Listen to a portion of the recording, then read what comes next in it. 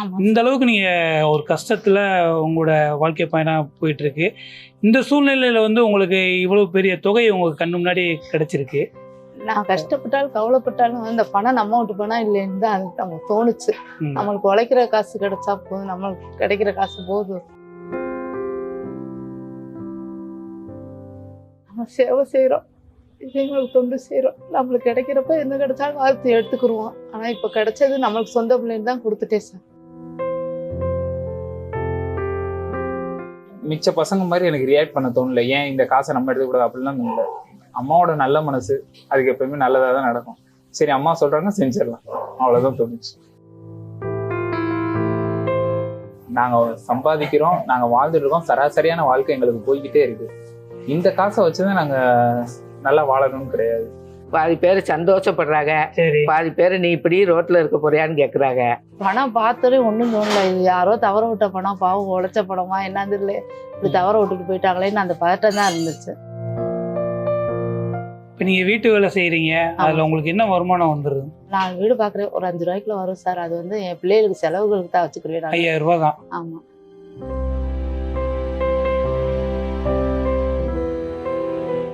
ஆச்சி அதிரசமா விடுங்க, கையில தட்டி சூடான எண்ணெயில பொரிச்சா அதிரசம் ரெடி. என் பேர் செல்வமாலினி சார். வணக்கம் சார். அக்கா, இன்னைக்கு வந்து மதுரையில் மிகவும் பரபரப்பாக பேசப்படுற செய்தி வந்து நீங்கள் சாலையில் கிடந்த ஒரு 17,50,000 ரூபா பணத்தை எடுத்து காவல்துறையிட்ட ஒப்படைச்சிருக்கீங்க. அன்று இரவு என்ன நடந்ததுங்கக்கா? அந்த இரவு சார் நான் வந்து வீட்டு வேலை பார்க்குறேன் சார். ஆய் சொக்கனாது கோயிலில் சேவை செய்கிறேன் சார். சேவை செஞ்சு முடிச்சுட்டு நைட்டு 9:30 மணிக்கு சேவை செஞ்சு முடிச்சுட்டு பிள்ளைங்க சரவணா ஸ்டோருக்கு போயிருந்துச்சுங்க. சரி. அது வர்றதுக்காக பஸ் ஸ்டாப்பில், சிம்மக்கல் பஸ் ஸ்டாப்பில் நின்றுட்டு பிள்ளைகளுக்கு அரிசி ஹோட்டலில் சாப்பாடு வாங்கிட்டு நின்றுக்கிட்டு இருந்தேன். பிள்ளைய வரவும் நடந்து வந்துக்கிட்டு இருந்தேன். வரையில மூட கடந்துச்சு. எத்தனை மணிக்கு? 10 மணி. 10 மணிக்கு. எந்த இடத்துல? ஹரிஸ் ஹோட்டலுக்கும் சிக்னலுக்கும் நடுவால, சரிங்க. சிக்னல் கிராஸ் பண்ற இடத்துல இருந்துச்சு. சரிங்க. மூட கடந்துச்சு. ம். பார்த்தா ஒரு வண்டிக்கார் ஏறி இறங்குனாரு. அந்த மூட்டை மேலைங்களா? அந்த மூட்டை மேல ஏறி இறங்கல, அந்த மூடை பிரிஞ்சிருச்சு. சரி. பிரியவும் பார்த்தா ரூபா தாளா தெரிஞ்சிச்சு. சரி. ரூபா தாச்சா பிள்ளைய சொல்லிச்சுங்க. ம். ரூபா எடுத்து பார்த்தேன், ஃபுல்லாமே பணமா இருந்துச்சு. ம். அந்த வழியா வந்தாங்க, கண்ட்ரோல் வண்டிக்காரங்க வந்தாங்க. சரி. அவங்ககிட்ட கொடுத்து, வெங்கடாசலம் பாபுன்றவங்க இருந்தாங்க அந்த வண்டிக்குள்ள, அவங்ககிட்ட கொடுத்து ஒப்படைச்சேன். ம். அவங்க சொன்னாங்க வரைக்கலாமா, கம்ப்ளைண்ட் கொடுக்க வாங்கம்மான்னாங்க. இல்லை சார், நீங்கள் அன்டைம் ஆயிடுச்சு, நான் வந்து உங்கள்கிட்ட இப்போ ஒப்படைக்கிறேன், அட்ரஸ் பேர் எல்லாம் கொடுக்குறேன், நீங்கள் காலையில் எப்போ கூப்பிட்டாலும் எங்கே கூப்பிட்டாலும் நான் வரேன் சார் சொல்லி அவங்ககிட்ட கொடுத்து அனுப்பிச்சுட்டேன். அவங்களும் கொண்டு போய் ஸ்டேஷனில் உடனே ஒப்படைச்சு, ம். நர்மதா மேடம்கிட்ட எஸ்ஐட்ட அவரை ஒப்படைச்சு, அவங்க உடனே ஃபோன் அடித்து என்கிட்ட விசாரித்து, என்னம்மா இந்த மாதிரி இப்படி பணம் கொடுத்துருக்கீங்க, எங்கடம்மா கிடச்சிச்சு, எங்கடா கூட பார்த்தீங்க, இந்த மாதிரி சிக்னல்கிட்ட கடந்துச்சு வேணும்னு சொல்லி கொடுத்தேன். சரிங்கம்மா காலையில் கூப்பிட்றத சொல்லிட்டு கூப்பிட்டு, காலையில் கூப்பிட்டு விசாரித்து பண்ணி எல்லா கேமராப்பெலாம் செக் பண்ணி எல்லாம் பார்த்து எல்லாம் மதிப்பு மரியாதையோடு நடத்தி காவல்துறை அதிகாரிகள்லாம் பக்குவமாக பேசி கூட்டிகிட்டு போய் வந்து எல்லாம் முடிச்சுட்டு அனுப்பிச்சி விட்டாங்க சார். இப்போ நீங்கள் அந்த பணத்தை பார்த்தோன்னே உங்களுக்கு என்ன தோணுச்சுங்க? பணம் பார்த்தோன்னே ஒன்றும் தோணல. இது யாரோ தவற விட்ட பணம், பாவம் உழைச்ச பணமா என்னன்னு தெரியல, இப்படி தவற விட்டுட்டு போயிட்டாங்களேன்னு அந்த பதட்டம் தான் இருந்துச்சு. ம். அதை அப்படியே ஒப்படைக்கன்னு தான் தோணுச்சு. நம்மளுக்கு அதை பற்றி ஒன்று நினைப்பு, வேறு நினைப்பே வரல சார். ஏன்னா இன்றைக்கி இருக்க காலகட்டத்தில் ஒரு 10 ரூபா கீழே கிடந்தாலே எடுத்துகிட்டு வந்து கொடுக்குறதுக்கு யோசிப்பாங்க. கிட்டத்தட்ட பல லட்சங்கள் கீழே கிடந்திருக்கு. நீங்கள் அதை எடுத்து கொடுத்தீங்க காவல்துறையிட்ட. கொடுத்த உடனே அவங்க என்ன சொன்னாங்க? அவங்க சொன்னனே, என்னம்மா அவங்களோட சொன்னேன், என்னம்மா இவ்வளோ பணம் எப்படி இருந்துச்சு, எங்கே கிடந்துச்சுன்னு. அவங்க நான் கேட்டாங்க, நான் வந்து சிவத்தொண்டு செய்கிறேன், எனக்கு அந்த இறைவனி கொடுத்ததே போதும், அந்த பாக்கியம் கிடச்சதே எனக்கு போதும், இது ஊராவட்டு பணம், இது அப்படியே உங்கள்கிட்ட ஒப்படைக்கிறேன் சார் தான் சொல்லி கொடுத்தேன். அவங்க அதை பற்றி வேறு எதுவுமே கேட்கல அந்த பணத்தை பற்றி. இப்போ நீங்கள் ஸ்டேஷனுக்கு போனோடனே என்ன சொன்னாங்க? ஸ்டேஷனுக்கு போனோன்னே எல்லாம் நன்றி தெரிவித்தாங்க, ம். எல்லாம் பாராட்டுனாங்க. ம். அவங்க கூட்டிகிட்டு போய் எந்த இடத்துலமா எங்கம்மான்னு வண்டியிலே கூட்டிகிட்டு போய் எல்லா இடத்தையும் செக் பண்ணி பார்த்தாங்க. ம். எல்லாம் பார்த்துட்டு எல்லாம் கரெக்டாக இருக்குமான்னு சொல்லிட்டு, சரி நீங்கள் வீட்டுக்கு போங்கம்மான்ட்டு அனுப்பிச்சி விட்டாங்க. நாங்கள் கூப்பிட்றப்ப வாங்கம்மா அப்படின்னு அனுப்பிச்சி விட்டாங்க.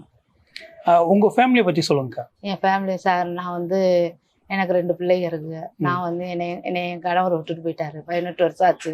ம். நான் வந்து அம்மா அப்பா வீட்டில் தான் தஞ்சை அடைஞ்சிருக்கேன். தம்பியை தான் என்னை பாதுகாப்பு பார்த்துக்கிறாங்க. ம். நான் வந்து வீட்டு வேலை செய்கிற இந்த வேலை பார்த்துக்கிறேன். ம்.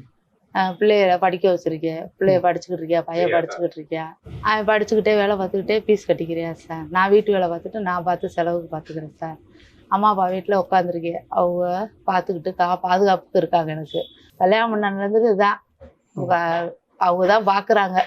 கணவனால ஒன்றும் பிரயோஜனம் இல்லை, இருக்காரு ஆனால் இல்லை. அதனால் விட்டுட்டு பிள்ளைய தான் இனிமேல் எனக்கு தோணா அவங்க பாதுகாப்பு இருக்க வரை அவங்க பாதுகாப்பு இருந்துக்கிருவேன் சார். இப்போ நீங்கள் வீட்டு வேலை செய்கிறீங்க, அதில் உங்களுக்கு என்ன வருமானம் வந்துடுது? நான் வீடு பார்க்குறேன், ஒரு 5 ரூபாய்க்குள்ள வரும் சார். அது வந்து என் பிள்ளைகளுக்கு செலவுகளுக்கு தான் வச்சுக்கிருவேன். 5000 ரூபா தான். ஆமாம். ஓ சரி. அது என் பிள்ளைகளுக்கு செலவுக்கு வச்சுக்கிருவேன். ஏன்னா தம்பியை பார்த்துக்கிறாங்க, அவங்க சாப்பாடு போடுறாங்க, அவங்க வீட்டு வாடகை கொடுத்துக்கிறாங்க. நான் பிள்ளைகளுக்கு படிப்பு செலவுக்கு அவங்ககிட்ட கேட்கணும். அவங்களும் வளர்த்து ஆளாக்கிட்டாங்க. இனிமேலும் பாவம் அவங்க எதிர்பார்க்க கூடாதுன்னு நான் அந்த காசை வச்சு பிள்ளைகளுக்கு செலவு பார்த்துக்கிட்டேன் சார். அந்த கோயிலில் வேலை செய்கிறீங்க, அது வந்து இறை பண்ணி விட்டு தான் சார், சம்பளம்லாம் இல்லை சார். சம்பளம்லாம் இல்லை சார். நான் சேவை மட்டும் செய்யறதுனால அது யாராச்சும் இந்த நல்ல நாள் விசேஷ நாள் வைக்கிறாங்க, ஒரு விஐபி வந்தாங்கன்னா 10-50 கொடுப்பாங்க. அதை மட்டும் தான் வாங்கிக்கிறேன், வேற எதுவுமே எதிர்பார்க்கல சார். கோயிலில் என்னென்ன வேலைகள் பார்ப்பீங்க? எல்லாம் இந்த பாத்திரம் கழுவுறது, கூட்டுறது, எல்லாம் துடைக்கிறது, எல்லாம் இதெல்லாம் பார்ப்பேன் சார். எத்தனை மணிக்கு போவீங்க? நான் பொழுதோட இதாக வேலையை முடிச்சுட்டு ஃப்ரீயாக இருக்கல, வீட்டில் இருக்கல, மனசு நிம்மதி இருக்கான்ட்டு அங்கிட்ட அப்படியே போயிடுவேன் சார் பொழுதோட. இப்போ இந்த வீட்டு வேலைக்கு போகிறீங்க, காலையில் எத்தனை மணிக்கு போவீங்க, எப்போ முடியும்? காலையில் பிள்ளைகளை பள்ளியிடம் அனுப்பிச்சுட்டு 9 மணிக்கு போவேன் சார். போயிட்டு 10-11 மணிக்கு வருவேன். அப்படியே கோயிலுக்கு போவேன். அப்புறம் கோயிலுக்கு முடிச்சுட்டு 12-1 மணிக்கு வீட்டுக்கு வருவேன். வீட்டில் பிள்ளைகளை சமைச்சு வச்சுட்டு அப்புறம் 2-3 மணிக்கு போயிட்டு வேலைக்கு போயிட்டு அப்படியே பார்த்துட்டு அப்புறம் பிள்ளைய வரவும் அதுக்கு சாப்பாடு செஞ்சு கொடுத்துட்டு நைட்டு 8 மணிக்கு ஃப்ரீயாக இருப்பேன் கொஞ்சம். அப்போ கோயிலுக்கு போயிட்டு வருவேன். இப்போ இந்த மாதிரி நீங்கள் கீழே இருந்த பணத்தை எடுத்து காவல்துறையிட்ட கொடுத்துட்டீங்க, உங்கள் வீட்டில் என்ன சொன்னாங்க? குறிப்பாக உங்கள் பசங்க என்ன சொன்னாங்க? பசங்க ரொம்ப அது வேணாமா, கொடுத்துருங்க, ஒப்படைச்சிருங்க, ரொம்ப சந்தோஷம் எனக்கு. அவங்க ரொம்ப சந்தோஷம் தான் படிச்சு பிள்ளைகளாம் நன்றி தெரிவிச்சுங்க, வாழ்த்துக்கள் சொல்லிச்சுங்க. வீட்டில் அவ்வளோ அம்மா அப்பா எல்லாம் தம்பி எப்படிலாம் அவ்வளோ வாழ்த்துக்கள் தான் சொன்னேன். ஏன்னா இப்போ உங்கள் வீடை பார்க்கும்போது ஒரு 10க்கு 10 ரூம் கூட இல்லை, ஒரு சின்ன இடமா இருக்குது, நீங்கள் வாழ்ந்துட்டு இருக்கீங்க. இந்த அளவுக்கு நீங்கள் ஒரு கஷ்டத்தில் உங்களோட வாழ்க்கை பயணம் போயிட்டுருக்கு. இந்த சூழ்நிலையில் வந்து உங்களுக்கு இவ்வளோ பெரிய தொகை உங்களுக்கு கண்ணு முன்னாடி கிடச்சிருக்கு. நான் கஷ்டப்பட்டாலும் கவலைப்பட்டாலும் இந்த பணம் நம்ம விட்டு பணம் இல்லைன்னு தான் அதுக்கு நமக்கு தோணுச்சு. நம்மளுக்கு உழைக்கிற காசு கிடைச்சா போதும், நம்மளுக்கு கிடைக்கிற காசு போதும், நம்ம வருமானத்தை வச்சு நம்ம பார்த்துக்கிறோம் தான் நம்ம சேவை செய்கிறோம், எங்களுக்கு தொண்டு செய்கிறோம். நம்மளுக்கு கிடைக்கிறப்ப என்ன கிடைச்சாலும் வாழ்த்து எடுத்துக்கிடுவோம். ஆனால் இப்போ கிடைச்சது நம்மளுக்கு சொந்த பிள்ளைன்னு தான் கொடுத்துட்டேன் சார். உங்களுடைய உறவினர்கள் என்ன சொன்னாங்க? உறவினர்கள் ஃபுல்லாக ஃபோனில் வாழ்த்து தெரிவித்தாங்க. என்னட்ட பேசல, அம்மாட்ட பேசினாங்க. பரவாயில்ல, உன் பொண்ணு இப்படி செஞ்சுருக்கா வச்சுருக்கான்னு அம்மாட்ட தான் பேசினாங்க. என்னட்ட என் பிள்ளையெல்லாம் பேசிச்சு, தங்கச்சி வீட்டுக்காரங்க எல்லாம் பேசினாங்க. அவங்க எல்லாம் சரி ரொம்ப சந்தோஷம், கோயிலில் வேலை செஞ்சதுக்கு உனக்கு இந்த பேர் கிடச்சிருக்கு, புண்ணியம் அப்படி தான் சொன்னாங்க. இப்போ நீங்கள் கோயிலில் வேலை செய்கிறீங்க, இப்போ இந்த மாதிரி ஒரு சம்பவம் நிகழ்ந்துருக்கு, கோயிலில் இருக்கவங்கள என்ன சொன்னாங்க? கோயிலில் பற்றுகள்லாம் அவ்வளோ சந்தோஷப்படுறாங்க. பிரியாமா ரொம்ப என் பேரை சொல்லியே வாழ்த்து சொல்லி, போதுமா எனக்கு ரொம்ப சந்தோஷமா, நீங்கள் சேவை செஞ்சதில் இப்போ பிரயோஜனம்ல, இந்த பேர் எடுத்திருக்கீங்க பாருங்க, இதான் எங்களுக்கு புண்ணியம், நாங்களே எல்லாம் சந்தோஷப்படுறோமான்னு எல்லாம் கோயிலில் உள்ள ஆளுங்க எல்லாருமே சொல்கிறாங்க. கோயிலுக்கு வர்றவங்க போகிறவங்களும் எல்லாரும் வாழ்த்து சொல்கிறாங்க சார். கோயிலுக்கு எல்லாம் வந்து சாமி கும்பிட வரவங்க அப்படிலாம், ஏம்மா அவங்க ஸ்டேட்டஸை பார்த்தோமா, அவங்க இதை பார்த்தோமா, ரொம்ப சந்தோஷமா அப்படின்னு தான் சொன்னாங்க. ஏன்னா ஒரு அடுத்தவங்க பணத்தை மேலே ஆசைப்படாமல் அது அவங்களுக்கு போய் சேரணும் அப்படின்ற ஒரு எண்ணத்தில் செஞ்சுருக்கீங்க. இந்த பகுதி மக்கள்லாம் என்ன சொல்கிறாங்க? எல்லாரும் நன்றி தெரிவித்தாங்க சார். எல்லாரும் பார்த்து சந்தோஷப்பட்டாங்க. எல்லாரும் செல்லில் பார்த்துட்டு செய்தியில் பார்த்துட்டு தான் எல்லாரும் வந்து நன்றி சொன்னாங்க. நல்லா இருப்பா அப்படி, எல்லாரும் நல்லா இருக்கணும், அடுத்தவங்க பணத்தை எடுத்து கொடுத்தா ரொம்ப சந்தோஷம், எல்லாருமே வாழ்த்து சொன்னாங்க சார். இப்ப அந்த பணம் யாருடைய பணம் என்னன்னு ஒரு விவரங்கள் தெரிஞ்சதுங்களா உங்களுக்கு? சொன்னாங்களா? அது தெரியல, வந்திருக்காங்கன்னு சொன்னாங்க, ஆனா யாருன்னு தெரியல சார். அவங்க விசாரணை பண்ணிக்கிட்டு இருக்காங்க சார். ஏன்னா இவ்வளவு பெரிய ஒரு பணத்தை மீட் எடுத்து கொடுத்துருக்கீங்க, அவங்க தரப்புல இருந்து உங்களுக்கு ஏதாவது கால் இன்னும் வரல சார்? இன்னும் வரல, அவங்க தரப்புல இருந்து நான் கால் பண்ணல. போலீஸ்காரங்க தான் அவங்க எங்களை செக் பண்ணிட்டு நீங்க போங்கம்மா நாங்க பார்த்துட்டு கூப்பிடுறோம்னு சொல்லியிருக்காங்க சார். இன்னைக்கு இருக்க காலகட்டத்தில் இன்னைக்கு இருக்க பெண்களுக்கெல்லாம் நீங்கள் ஏதாவது சொல்ல விரும்புகிறீங்களா? எல்லாரும் நம்மளை மாதிரி எல்லாம் தைரியமாக இருந்து இந்த மாதிரி செயல் நடந்துச்சுன்னா எல்லாருமே இப்படி தன்னலமாக சிந்திச்சு சுயநலம் இல்லாமல் பொதுநலமாக செஞ்சால் எல்லாத்துக்கும் நல்லா சந்தோஷம் சார். பெண்களுக்கு எல்லாத்துக்கும் சொல்கிறேன், எல்லாருமே ஆண் பெண் இருந்தாலும் யாராக இருந்தாலுமே சுயநலமாக யோசிக்காமல் இது நம்ம பொருள் இல்லை அடுத்தவங்க பொருள், நம்ம பரிதவிக்கிற மாதிரி எல்லாரும் பரிதவிப்பாங்கன்னு சொல்லி கொடுத்து சந்தோஷப்பட்டாங்கன்னா ஏதோ சந்தோஷம் தான். ஏன்னா இந்த படத்தை உரியவங்ககிட்ட ஒப்படைச்சு அவங்க சந்தோஷப்பட்டாங்கன்னா அது ஒரு நம்மளுக்கு ஒரு சந்தோஷம்தான். நீங்க இந்த விஷயம் பண்ணியிருக்கீங்க. கண்டிப்பா அந்த பறி கொடுத்தவங்க அவங்க வந்து உங்களை வந்து ஆமா, சந்திக்கணும். இன்னும் சந்திச்சாதான் அது வந்து சரியா இருக்கும்னு ஆமா சார். எங்களுக்கு தோணுது. அவங்க இன்னும் வரல சார். அவங்க வந்து ம். ஸ்டேஷன்ல வந்தாங்க. அவங்க பேசிட்டு வர்றோமான்னாங்க. இன்னும் வரல சார் அவங்க. ம். உங்களுடைய அம்மா அவங்கள என்ன சொன்னாங்க? அவங்களாம் அவங்க சந்தோஷப்பட்டாங்க சார். அவங்க ம். அவங்களுக்கு ரொம்ப புண்ணியம். அவங்க ரொம்ப அவங்க கஷ்டப்பட்டு வளர்த்துருக்காங்க. ம்.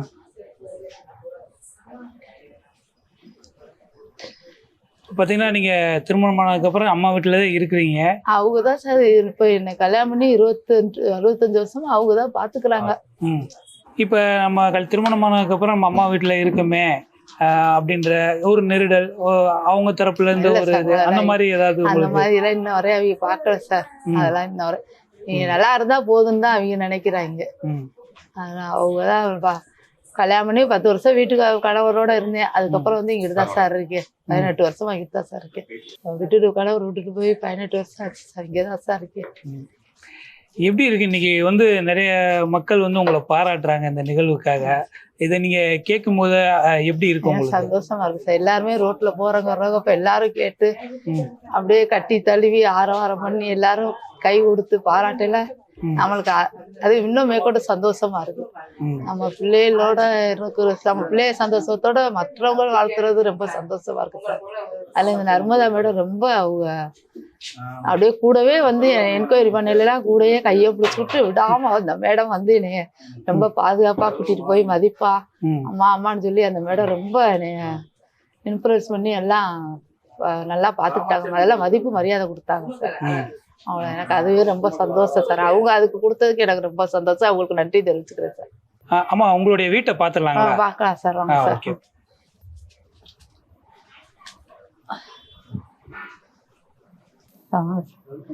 இதான் சார் ஒரு ஆடம்பர பொருளா ஃப்ரிட்ஜ் இல்ல, ஒரு வாஷிங் மிஷின் இல்ல, ஒரு டிவி மட்டும் தான் சார் இருக்கு. வேற எதுவும் இல்ல சார். இந்த ஒரு அடுப்பு தான், சமையல் அடுப்பு, அவ்வளவுதான். இதான் சார் வீடு.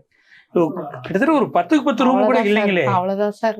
இதுக்குள்ளதான் அந்த அட்ஜஸ்ட் பண்ணி இதெல்லாம் எடுத்து நைட்டு மேல வச்சுட்டு இதுக்குள்ள படுத்துக்கிறேன் சார். இவ்வளவுதான் இடமே? அவ்வளவுதான் சார். ஒரு ஆள் படுக்கிறதுக்கு தான் இருக்கும் கரெக்டா? அவ்வளவுதான் சார். ஒரு பீரோல் கட்டிலு எதுவுமே இல்லை சார். இதான் ரூம்.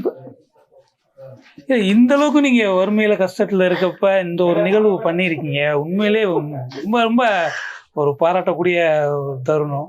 அது உங்களுக்கு எப்படி திடீர்னு அந்த மாதிரி யோசனை வந்தது? எடுத்தோன்னே ஒண்ணுமே தெரியல சார். எனக்கு அப்படியே அந்த வண்டி நான் கரெக்டா அந்த தெய்வம் அனுப்புன மாதிரி தான் இருந்துச்சு. அந்த கண்ட்ரோல் வண்டி வரவும் அப்படியே அவங்ககிட்ட கொடுத்து, சார் நிப்பாட்டுங்க சார், என்ன மாணிக்கிட்டாங்க எதுவும் கம்ப்ளைண்ட் கொடுக்கணும் ஸ்டேஷன் இல்லை சார், என் கையில ஒரு பணம் மூட்டை மாதிரி இருக்கு சார் சொல்லி அவங்ககிட்ட ஒப்படைச்சதுக்கு அப்புறம் தான் எனக்கு மனசே நிம்மதியா இருந்துச்சு சார். மேடம் நர்மதா மேடம் வந்துட்டு அப்படிங்களா? வாங்க மேடம். இவன்தான் சார் இவ்வளவு உதவிக்கும் காரணம். இந்த தெய்வம் தான் மெயின். நான் ஒண்ணுமே பண்ணல. இருக்கு பாத்தம்பி. ஓகே. இந்த மேடம் தான். இவங்களும் இவங்க 2 பேர் சார்ந்தவங்க. இன்னும் 2 பேர் இருக்காங்க. அப்படிங்களா? அவங்க 3 பேரும் தான் எங்களுக்கு இவ்வளவு பெரிய. நான் எங்க ஏரியால ரவுண்ட்ஸ் வருவாங்க. அண்ணாமலை திட்டு தான் எப்பயுமே வண்டி நிற்கும். நம்ம எடுத்துட்டு வந்து ஞாயிற்றுக்கிழமை எனக்குள்ள இருந்தா கொடுத்துருவோம், இல்லைன்னா ஸ்டேஷன் போடுவோம் இருந்துச்சு. அந்த வழியா வந்து தெய்வமா அந்த வண்டி, அந்த கண்ட்ரோலுக்கு வண்டி விளக்குத்து சார் வண்டி வரவும் அவங்ககிட்ட கொடுத்துட்டோம். அவங்க நைட்டே வாங்கம்மான்னு கூப்பிட்டாங்க. நான் நைட் டைமா இருக்கு, பிள்ளைகள கூட இருக்கிறதுனால வர முடியாது, காலையில எப்போ விட்டாலும் வரேன் சார் சொல்லி அவங்ககிட்ட கொடுத்து அனுப்பிச்சுட்டு தான் எனக்கு நிம்மதியா இருந்துச்சு. கையில வச்சிருக்கிற வரையும் ஒரு பதட்டமா தான் இருந்துச்சு. ஐயோ யார் விட்டு பணமோ தான் நினைச்சு பதட்டப்பட்டனே தவிர நம்ம எடுக்கணும் வைக்கணும் நம்மளுக்கு அந்த சொந்தம் இல்லை அப்படின்னு அந்த யோசனையே வரல. என் பேர் பாலமுருகன். இப்போ அம்மா வந்து ஒரு மிகப்பெரிய ஒரு நிகழ்வு ஃபேஸ் பண்ணியிருக்காங்க. ஆமாம். இதுவரையும் பார்த்தீங்கன்னா ஒரு சாதாரண ஒரு சாலையில் வந்து ஒரு அமௌண்ட் கிடைக்குது அப்படின்னா இன்னைக்கு இருக்க காலகட்டத்தில் வந்து யாருமே எடுத்து கொடுக்குறதுக்கு அவங்ககிட்ட கொடுக்க வரமாட்டாங்க. அது கிட்டத்தட்ட 17,50,000 ரூபா பணத்தை வந்து அவங்க காவல்துறைக்கு எடுத்து கொடுத்துருக்காங்க கீழே இருந்ததை. இதை அவங்க வந்து என்ன சொன்னாங்க உங்ககிட்ட? சார் முதல் தடவை பார்க்கும்போது அது பணம் முட்டைன்னே நாங்கள் நம்பல சார். சும்மா ஏதோ ஒரு பேப்பர் முட்டை ஏதோ கிடக்குன்னு தான் சார் இருந்துச்சு. எடுத்து பார்க்கும்போது அம்மா எடுத்து பார்க்கும்போது பணம் முட்டை மாதிரி தெரிஞ்சிச்சு. ஓகே, நீங்க இருந்தீங்களா அப்ப? ஆமா, நானும் கூட. நாங்க அப்பதான் என் தங்கச்சியை கூட்டிட்டு வந்துட்டு இருந்தோம். அப்பதான் இந்த இதை பார்த்தோம். சரி, பார்த்துட்டு இருக்கும்போது ஏன் பணம் முட்டை மாதிரி தெரியுதுன்னு சொல்லிட்டு அம்மா உடனே பயந்துட்டாங்க. ஐயோ இது யார் பணமோ என்ன பணமோ அப்படின்னு சொல்லிட்டு ரொம்ப கவலைப்பட்டாங்க அம்மா. அதுக்கடுத்து பார்த்துட்டு இருந்தோம், பக்கத்துல யாராவது போலீஸ் யாராவது இருக்காங்களான்னு பார்த்துட்டு இருந்தோம். அந்த நேரத்துல தான் விளக்கு தூண் வந்து பெட்ரோல் வண்டிக்காரங்க ரவுண்ட்ஸுக்கு வந்தாங்க. ரவுண்ட்ஸுக்கு வந்த நேரத்துல சரி அம்மா வந்து சொன்னாங்க, சரி அந்த பணத்தை அவங்கள்ட்டே கொடுத்துருவோம், யார் தொலைச்சிட்டு போனாங்கன்னு தெரியல, சரி தொலைச்சவங்க வந்து தேட போறாங்க, நம்ம போலீஸ் ஸ்டேஷன்ல கொடுத்துருவாங்கன்னா அவங்க கண்டிப்பா உரியவங்கள்ட்ட கொண்டு போய் சேர்த்துருவாங்கன்னு அப்படின்னு அம்மா சொன்னாங்க. எனக்கும் அதுதான் சரின்னு பட்டுச்சு. சரிம்மா வாங்க கொடுத்துடலாம்னு சொல்லிட்டு அன்னைக்கு நைட்டு வந்து பெட்ரோல் வண்டிக்காரங்கள்ட்டே கொடுத்துட்டோம். இப்போ அம்மா அந்த மாதிரி ஒரு நிகழ்வு பண்ணியிருக்காங்க, இதை எப்படி பாக்குறீங்க நீங்க? ரொம்ப பெருமையா இருக்கு. ஓகே, அதாவது நீங்க சொன்ன மாதிரி தான் இன்னைய காலகட்டத்துல ஒரு 500 1000 ரூபா ரோட்ல இருந்தாலும் எடுத்து கொடுக்கறது ரொம்ப கஷ்டம்தான். எல்லாம் எடுத்துருவாங்க, எடுத்து வச்சுட்டு அப்படியே கிளம்பிடுவாங்க. இப்படி ஒரு விஷயம் அம்மா பண்ணதை நினைச்சு எனக்கு உண்மையிலேயே ஒரு மகனா எனக்கு ரொம்ப சந்தோஷமா இருக்கு. அம்மா இந்த ஒரு விஷயத்த சொல்லும்போது மிச்ச பசங்க மாதிரி எனக்கு ரியாக்ட் பண்ண தோணல, ஏன் இந்த காசை நம்ம எடுத்துக்கூடாது அப்படிலாம் தோணல. அம்மாவோட நல்ல மனசு அதுக்கு எப்பவுமே நல்லதாக தான் நடக்கும். சரி அம்மா சொல்றாங்க செஞ்சிடலாம், அவ்வளவுதான் தோணுச்சு. ஆனா இறை வழிபாடு அம்மா வந்து ஃப்ரீயா போய் சம்பளம் இல்லாம கோயில்லையும் வேலை செய்யறாங்க. அப்படிப்பட்டவங்களுக்கு இந்த ஒரு அமௌண்ட் கிடைச்சிருக்கு. இது இன்னைக்கு அவங்க காவல்துறைக்கு எடுத்து கொடுத்துட்டு அவங்க தரப்புல இருந்து மிகப்பெரிய ஒரு பாராட்டுறாங்க, நன்றி தெரிவிக்கிறாங்க. இன்னைக்கு பலவேறுபட்ட மக்கள் வந்து அம்மாவை பத்தி பேசுறாங்க. இதை எப்படி பாக்குறீங்க? உண்மையிலேயே ரொம்ப சந்தோஷமா தான் இருக்கு. இந்த பணம் கையில எடுக்கும் போது அம்மாவுக்கு தோணுன விஷயம் வந்து இந்த பணம் நம்ம பணம் கிடையாது விஷயம். இன்னொன்னு வந்து இந்த பணம் வச்சுதான் நம்ம வாழணும்னு கிடையாது. நாங்க சம்பாதிக்கிறோம், நாங்க வாழ்ந்துட்டு இருக்கோம், சராசரியான வாழ்க்கை எங்களுக்கு போய்கிட்டே இருக்கு. இந்த காசை வச்சுதான் நாங்க நல்லா வாழணும்னு கிடையாது. அது போக இந்த காசை எடுத்துட்டு போய் தான் நம்ம இது பண்ணணும் கிடையாது. ஸோ அதனால அம்மா வந்து சொன்னாங்க, இது நம்ம பணம் கிடையாது, உரியவங்கள்ட்ட சேர்ந்தா அதுவே நம்மளுக்கு ஒரு பெரிய சந்தோஷம் தான், அந்த நிம்மதியே நம்மளுக்கு போதும், இந்த பணம் நம்மளுக்கு வேணாம் அப்படின்னு சொன்னாங்க. அதனால அது ஒரு நிம்மதியாவே இருக்கு. பணத்தை கொடுத்ததுல நிம்மதியா இருக்கு. உரியவங்க வந்து வாங்கிட்டு போயிட்டாங்கன்னா இன்னும் ரொம்ப சந்தோஷம். என் பேர் விசாலாட்சி சார். ஓகேம்மா, இப்போ உங்க பொண்ணை பத்தி சொல்லுங்கம்மா. என் பொண்ணு ஒரு 5 பிள்ளைய சார். எனக்கு சரி, தலை பிள்ளை அந்த பொம்பளை பிள்ளை தாங்க சார். சரி, அந்த பிள்ளைய மேரேஜ் பண்ணி கொடுத்துருக்கோம். 30 வருஷம் ஆச்சு. சரி. அந்த பிள்ளை போனதுலேருந்து ரொம்ப இம்சப்படுத்துச்சு சார். சொந்தக்காரங்களை நம்பிதான் பொண்ணு கட்டி கொடுத்தோம். சரி, ரொம்ப கஷ்டப்படுத்தி விட்டாங்க. வருஷம் பூரா நம்மக்கிட்டே வாங்கி பொழுதுபோக்குனாங்க. 10 வருஷமா நாங்கள் எவ்வளவோ வெளிநாட்டுக்கு அனுப்பிச்சுட்டோம், எவ்வளவோ கொடுத்து வாங்கினோம். அவன் ரொம்ப டார்ச்சர் பண்ணவும் இப்போ வந்து 17 வருஷம் ஆச்சு சார் உங்ககிட்ட. ஆமாம் சார். 4 பிள்ளை இல்லை 2 பிள்ளை செத்து போச்சுங்க சார் இவங்களுக்கு. ஆமாம் சார். அப்படிங்களா? என்ன காரணம்? அந்த இப்போ அங்கே பாதுகாப்பு சரியில்லைங்க sir. Kidney failure, kidney failure 2 4 delivery நான் தான் சார் பார்த்தேன் உங்க பொண்ணுக்கு. ஆமாம் சார். சரி. கடைசியில் 17 வருஷம் ஆச்சு இங்கே வந்து. சரி. இதுவரை அவங்க வீட்டாளுங்க ஒருத்தர் என்னன்னு கேட்க மாட்டாங்க. சொந்தக்காரங்களுக்கு தான் கட்டி கொடுத்தோம். சரி. ஒரு பிரிமானம் இல்லை. 2 பொம்பளை, ஒரு பொம்பளை பிள்ளை, ஒரு ஆம்பளை பிள்ளைங்க சார். சரி. அந்த பொம்பளை பிள்ளை 2 டிகிரிக்கு படிக்க வச்சோம். சரி. இங்கே தான் படிக்க வச்சோம், மீனாட்சி காலேஜில் படிக்க வச்சுட்டு லவ் மேரேஜ் பண்ணி தேனிக்கு போயிடுச்சுங்க சார். சரி. அதுக்கப்புறம் இந்த பையன் காலேஜில் சேர்த்து படிச்சுக்கிட்டு லேபில் ஊடமாட வேலைக்கு போய் அந்த பணத்தை வாங்கி ஃபீஸ் கட்டிக்கிட்டு இருக்காங்க சார். ஓ, அவரே வேலை பார்த்து படிப்புக்கு ஃபீஸ் கட்டிக்கிருக்கேன். சரி. நான் ஏதோ வீட்டில் பாதுகாப்பாக பார்த்துக்கிட்டு. இப்போ உங்க பொண்ணு வந்து இப்போ இந்த மாதிரி சாலையில் கிடந்த பணத்தை கிட்டத்தட்ட ஒரு 17,50,000 ரூபா பணத்தை எடுத்து காவல்துறையிட்ட ஒப்படைச்சிட்டாங்க. இதை பத்தி நீங்க என்ன நினைக்கிறீங்க சார்? நான் ரொம்ப கஷ்டப்பட்டு உருட்டு பிறந்ததுனால அந்த சிவன்கிட்ட போய் நான் 200 ரூபா காசுக்கு உட்காந்துருந்தேங்க சார். ஒரு கஷ்ட நிலையில இன்னைக்கு ஏதோ பசிக்கு சாப்பாடு கிடைக்குது எங்களுக்கு, அது போதுங்க சார். எங்களுக்கு மேப்பாடு உங்ககிட்ட வந்து என்ன சொன்னாங்க உங்க பொண்ணு? சொல்லவே இல்லைங்க சார் என்கிட்ட. நைட்டு பூரா சொல்லல. காலையில அதுகளுக்குள்ள பேசிக்கிட்டு இருக்கும் போதே நான் சொன்னேன், நேரடியா கொண்டு ஒப்படைச்சிட்டீங்களா அப்படின்னு. சரி, ஒப்படைச்சிட்டோம். அந்த மேடமே எங்களுக்கு திருப்பி பணம் வந்துருச்சுன்னு சொன்னாங்க. அதை எடுத்துட்டு வந்ததால ஏகப்பட்ட பிரச்சனையை சந்திச்சிருப்பீங்க, அதெல்லாம் நமக்கு வேணாம், நம்ம பட்ட கஷ்டம்லாம் போதும் அப்படித்தான் சார் சொன்னேன். அது அவருக்கு செய்கிற தொண்டு உன் பிள்ளைகளை பாதுகாக்கும், அந்த தைரியத்தை வச்சுக்க. வேற காசு வேணாம், பணம் வேணாம், சிவன் சொத்து நமக்கு வேணாம். நாங்கள் வருஷத்துக்கு ஒரு தடவை அப்பே முருகனுக்கு பாலாபிஷேகம் பண்ணுறவங்க, வருஷத்துக்கு 10-15,000 செலவழித்து நல்லா கூட குறைய போட்டு செய்கிறவங்க. நமக்கு ஆண்டியப்ப இருக்காருன்னு சொல்லி அந்த தைரியத்தை தான் சார் கொடுப்பேன். காசு பணம்லாம் வேணாம், நம்ம முடிஞ்ச அளவு தொண்டு செய்வோம். ஏன்னா உங்க பொண்ணு வாழ்ற வீட்டை பார்த்தா 10க்கு 10 ரூம் தான் கூட இல்ல, சின்னதா இருக்கு. இந்த அளவுக்கு உங்க கஷ்டத்துல இருந்தும் இந்த மாதிரி ஒரு செயல் செஞ்சிருக்காங்க. இன்னைக்கு பலரும் பாராட்டுறாங்க. உங்களுடைய உறவினர்கள் என்ன சொல்றாங்கம்மா?